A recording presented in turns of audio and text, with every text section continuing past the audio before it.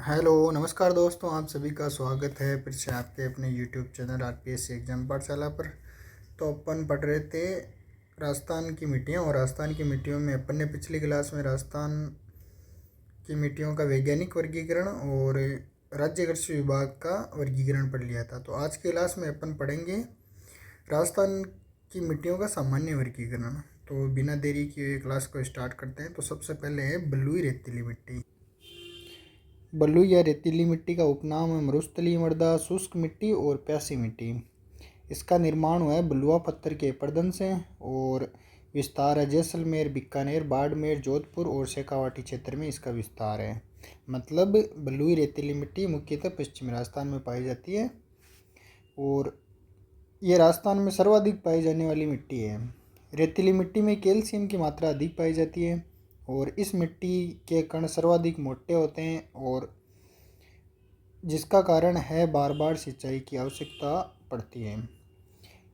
इस मिट्टी के कण सर्वाधिक मोटे कण होते हैं, इस कारण इसमें बार बार सिंचाई की आवश्यकता होती है। जहाँ मुख्यतः शुष्क खेती की जाती है, जैसे बाजरा, ज्वार, मूंग, मोठ आदि। नेक्स्ट है भूरी रेतीली मिट्टी या सिरोजम मिट्टी।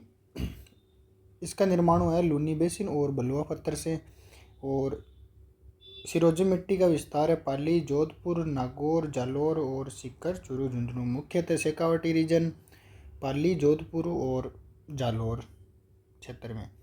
और इस मिट्टी में फास्फोरस की मात्रा अधिक पाई जाती है। भूरी रेतीली मिट्टी में फास्फोरस की मात्रा अधिक पाई जाती है, और ये शेखावाटी क्षेत्र और पाली, जोधपुर, जालोर आदि क्षेत्रों में इसका विस्तार है। नेक्स्ट है लवणीय मिट्टी। इसका उपनाम है खार, रेह, कल्लर, उसर। लवणीय मिट्टी को खार मिट्टी, रेह मिट्टी, कल्लर, उसर आदि नामों से जाना जाता है, और इसका निर्माण अधिक सिंचाई के कारण लवणीय मिट्टी का निर्माण हुआ है। मुख्यतः लवणीय मिट्टी का निर्माण का मेन रीजन यही है कि उस क्षेत्र में सर्वाधिक सिंचाई की जाती है, जिसकी वजह से इसमें एक ऊपरी परत मिट्टी की जो लवणीय हो जाती है, उसकी वजह से इसे लवणीय मिट्टी कहा जाता है। और इसका विस्तार है आईजीएनपी, एक तो जो इंदिरा गांधी नहर परियोजना है इस क्षेत्र में, जैसे श्रीगंगानगर, हनुमानगढ़ और बीकानेर क्षेत्र, और नर्मदा क्षेत्र मतलब सांचौर, जालोर और बाड़मेर क्षेत्र में लवणीय मिट्टी पाई जाती है। इस क्षेत्रों में नहरी क्षेत्र होने के कारण यहाँ सर्वाधिक सिंचाई की जाती है, जिसके कारण यहाँ की मिट्टी सामान्यतः लवणीय हो जाती है। इस मिट्टी में NaCl की मात्रा अधिक पाई जाती है, मतलब नमक की मात्रा। नमक की, ये नमकीन मिट्टी भी बोलते हैं इसे, जिसका मुख्य कारण है अधिक सिंचाई। और ये इसका विस्तार है श्रीगंगानगर, बीकानेर, हनुमानगढ़, और इधर भी है जालोर, सांचौर, बाड़मेर क्षेत्र में। नेक्स्ट है जलोढ़ मृदा।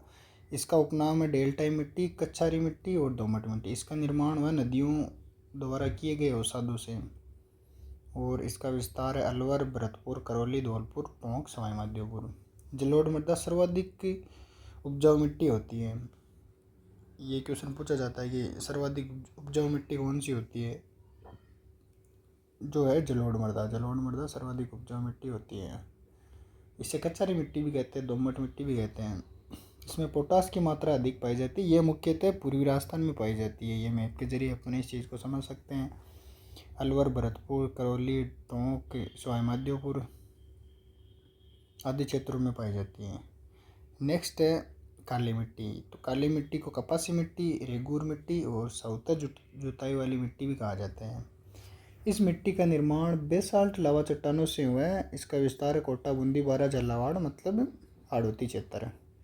और काली मिट्टी में चिक्का के अधिक पाया जाता है।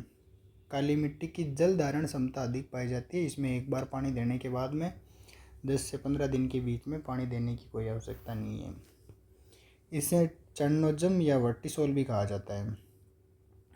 और ये अपन में से समझते हैं, ये हाड़ौती रीजन में काली मिट्टी पाई जाती है, जो गन्ने और कपास की खेती के लिए सर्वाधिक उपयुक्त है। और इसमें सौता जुताई वाली मिट्टी भी कहा जाता है, क्योंकि इसमें ये जब मिट्टी सूख जाती है तो इस मिट्टी में दरारें पड़ जाती है। ऐसे बीच बीच में दरारें पड़ जाती है, जिसकी वजह से इसमें बीज डाल दिए जाते हैं, और जैसे ही पानी डाला तो वापस मिट्टी मिल जाती है, जिसकी वजह से इसमें जुताई की आवश्यकता कम पड़ती है। नेक्स्ट है लाल चिकनी मिट्टी। तो लाल चिकनी मिट्टी का निर्माण कायांतरित या रूपांतरित चट्टानों से हुआ है और इसका विस्तार है दक्षिणी राजस्थान, बाड़मेर, बांसवाड़ा, डूंगरपुर, प्रतापगढ़, सलूंबर और उदयपुर चित्तौड़गढ़ क्षेत्र में लाल चिकनी मिट्टी पाई जाती है। इस मिट्टी में आयरन ऑक्साइड की मात्रा अधिक पाई जाती है। आयरन ऑक्साइड की मात्रा अधिक पाई जाती है, इस कारण इसका रंग लाल होता है। तो लाल रंग होने का मुख्य कारण यही है कि इसमें आयरन ऑक्साइड अधिक पाया जाता है, इसकी वजह से ये लाल रंग जैसी मिट्टी दिखती है। ठीक है, और ये मैप से समझते हैं, ये दक्षिण राजस्थान में लाल चिकनी मिट्टी पाई जाती है। नेक्स्ट है लाल काली मिट्टी। इसका निर्माण भी कायांतरित व बेसाल चट्टानों से हुआ है। ये इसका विस्तार बूंदी, भीलवाड़ा, चित्तौड़, प्रतापगढ़ और मक्का, कपास, अफीम की खेती मुख्यतः इस मिट्टी में की जाती है। नेक्स्ट है लाल पीली मिट्टी। इसका विस्तार है बनास बेसिन और मालपुरा करौली मैदान में।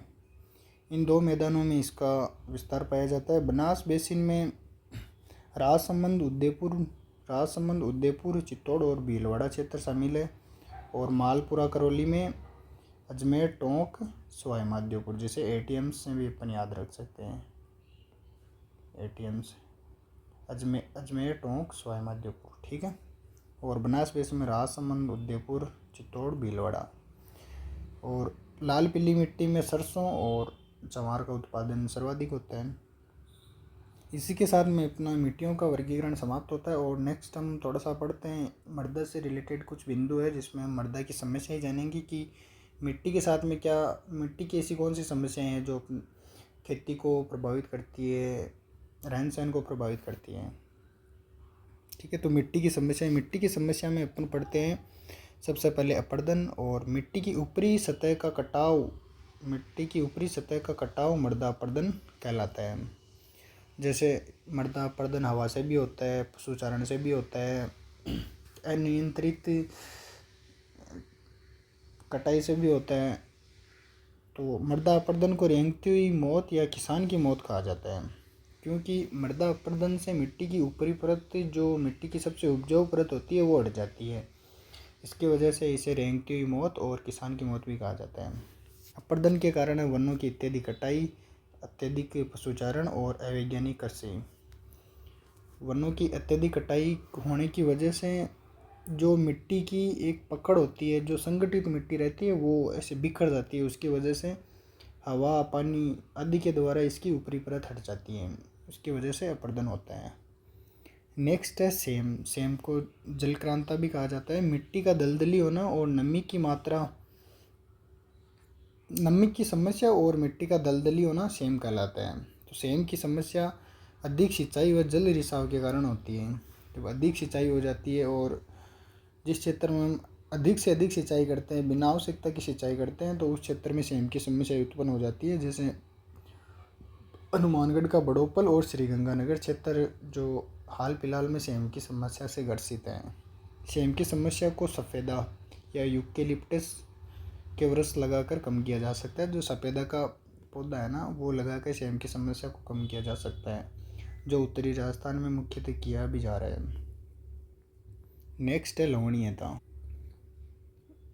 शुष्क क्षेत्रों में अधिक सिंचाई के कारण एक सफ़ेद परत का निर्माण होता है, जिसे लवणीयता की समस्या कहा जाता है।